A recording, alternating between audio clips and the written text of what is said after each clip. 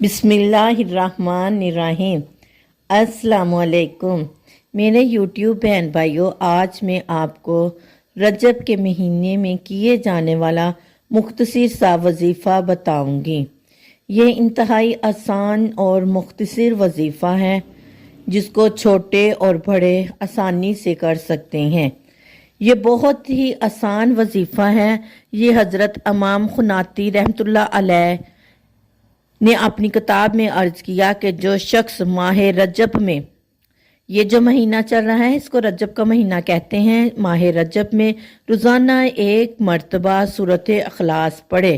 سورۃ اخلاص قل ھو اللہ احد اللہ الصمد لم یلد ولم یولد ولم یکن لہ کفوا احد، اس مختصر سی سورت کو سورۃ اخلاص کہتے ہیں۔ یہ نماز میں بھی پڑھتے ہیں۔ یہ تقریباً ہر فرد کو زبانی آتی ہے۔ انہوں نے کہا کہ جو شخص رجب میں روزانہ ایک مرتبہ سورۃ اخلاص پڑھے تو 10,000 اونٹوں پر کاغذ لاد دیے جائیں گے، کہ 10,000 اونٹ ہوں گے اور ان پر کاغذ لاد دیے جائیں گے۔ زمین و آسمان کے باشندے، زمین اور آسمان کے اندر جتنے بھی باشندے ہیں، سونے کے قلم دیے جائیں گے ان کے کہ سورۃ اخلاص کا ثواب ان کاغذوں پر درج کرے۔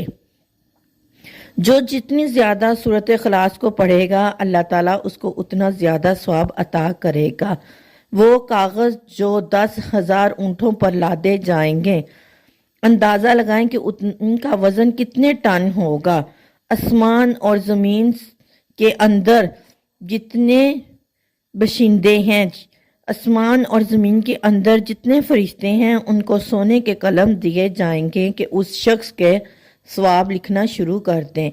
یہ بہت ہی مختصر اور آسان سا عمل ہے۔ ہمیں چاہیے کہ اس عمل کو خود بھی کریں، دوسروں کو بھی بتائیں اور اپنے بچوں سے بھی یہ عمل کروائیں۔ اللہ تعالیٰ اس عمل کو کرنے اور اس کی برکتیں ہمیں سمیٹنے کی توفیق عطا فرمائے۔